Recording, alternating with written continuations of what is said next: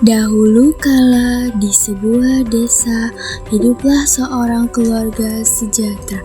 Mereka memiliki seorang anak perempuan cantik jelita bernama Bawang Putih. Namun suatu hari kebahagiaan itu harus berakhir ketika seorang ibu wafat.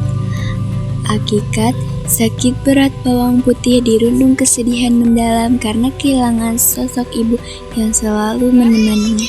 Semenjak kepergian sang ibu, Bawang Putih selalu membantu ayahnya untuk mengurus rumah.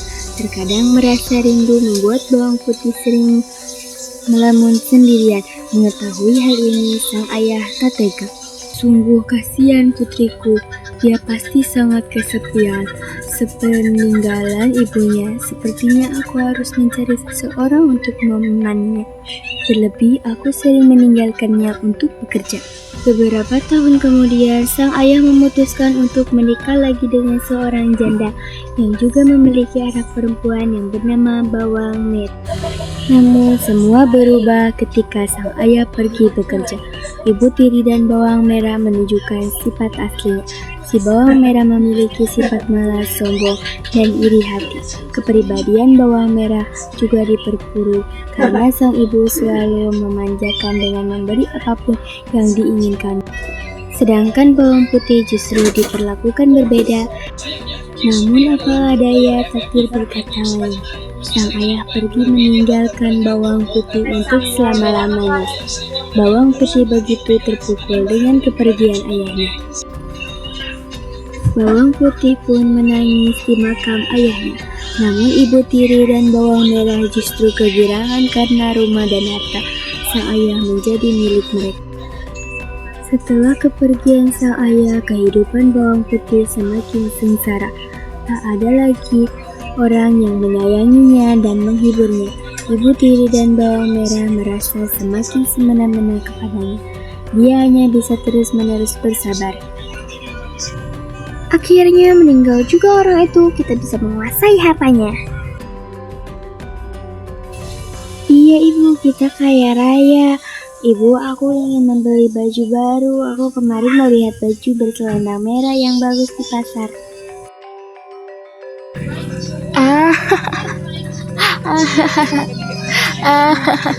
Ibu, aku senang sekali.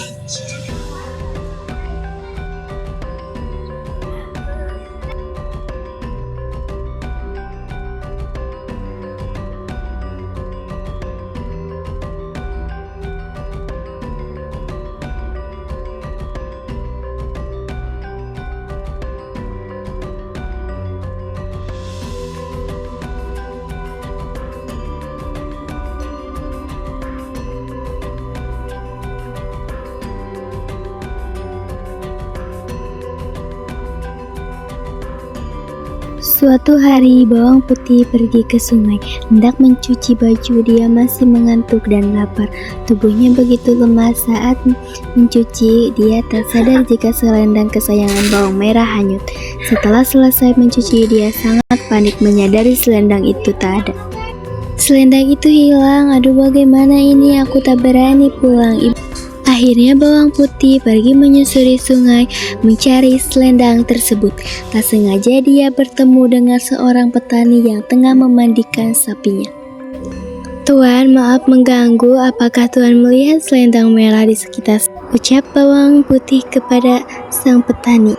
"Oh, selendang merah yang hanyut tadi, kalau gak salah selendang itu diambil oleh seorang nenek yang sedang mencuci pakaian di sana," ucap sang petani. "Lihat ibu, dia baru pulang jam segini," ucap Bawang Merah. "Dasar, pergi bermain sampai tak mengenal waktu." Bawang Putih pun menceritakannya, tapi tidak ada yang percaya.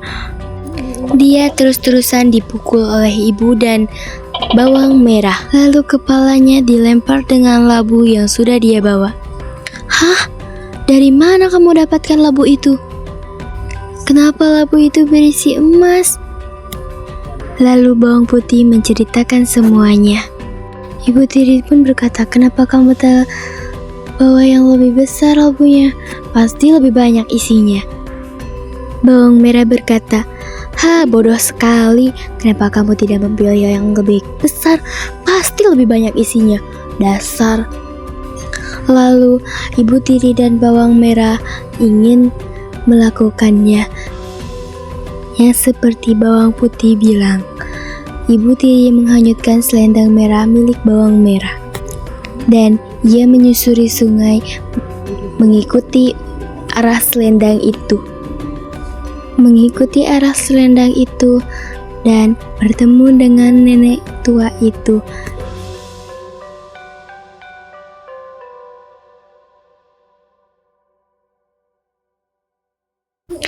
Lalu selendang itu diambil oleh nenek tua itu. Si nenek merasa kebingungan dan dia pun celingak-celinguk untuk mengetahui apakah ada orang. Bawang merah dan ibunya sudah mengetahui selendang itu sudah berada di nenek tua itu. Lalu nenek itu pun pergi pulang ke rumahnya dan diikuti dengan ibu dan bawang merah. Bawang merah berkata, "Aku lelah sekali ibu, kita pulang saja." Ibunya berkata, "Bawang merah putriku, bersabarlah." Sesampainya di rumah nenek tua itu dan ibunya bertanya, "Nek, apakah nenek menemukan selendang berwarna merah di sungai?"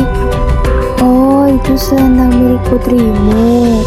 "Iya, tadi saya menemukannya di sungai." "Kalau kalian ingin selendang itu kembali, maka kalian harus membantuku dulu." Bawang merah dan ibunya membantu si nenek tua itu. Kalau bukan karena labu itu, tak sudi aku melakukannya.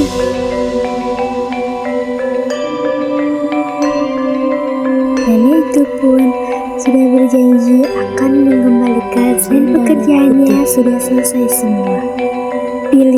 Pilihlah labu yang kalian mau, silahkan. Wah, aku pengen yang lebih besar labunya.